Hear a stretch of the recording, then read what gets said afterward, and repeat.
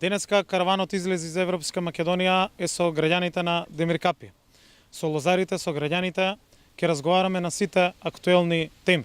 Ова е еден од назначајните региони кој што е познат по виното, по грозјето, што представува и едно од најстратешките извозно ориентирани гранки на Македонија. Оваа година одделивме 1 денар дополнителна поддршка за предадено килограм смедеревка и вранец за сите лозари.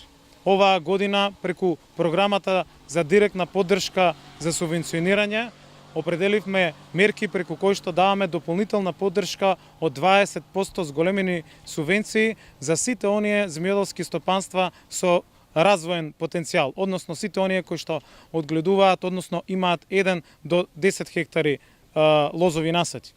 Оваа година воведовме нови мерки и политики, а меѓу кои што назначајната е дополнителна поддршка од 12.000 денари за промена на асортиментот на лозовиот насад. Но оваа година е значајна и по тоа што нема никакви долгови од страна на винариите кон лозарите за откупеното грозје од реколтата од 2017 година. Оваа година имаме историски највисока цена од 13,67 денари просечна цена по откупено килограм грозје. Субвенциите од државата беа исплатени тогаш кога беа најпотребни на лозарите. 745 милиони денари беа исплатени во декември и јануари. Државата носеше многу нови мерки и политики, но многу повеќе може да направиме заеднички со Европската Унија преку нашите евроинтеграцијски процеси пред кои што се наоѓаме. Државата е во еден од најбитните моменти.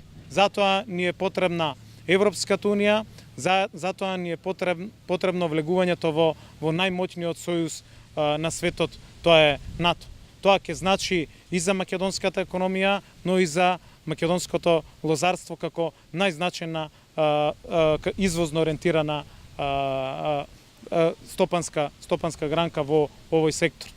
Нашиот влез во НАТО и нашиот влез во Европската Унија значи повисоки откупни цени, сигурен пласман на македонските производи, на македонското грозје и на македонското вино, зголемени европски субвенции за нашите лозари, нови вработувања, изголемување на извозот и влез на пазар од 500 милиони граѓани. Затоа 30 септември е денот кога треба да излеземе и да гласаме за Европска Македонија.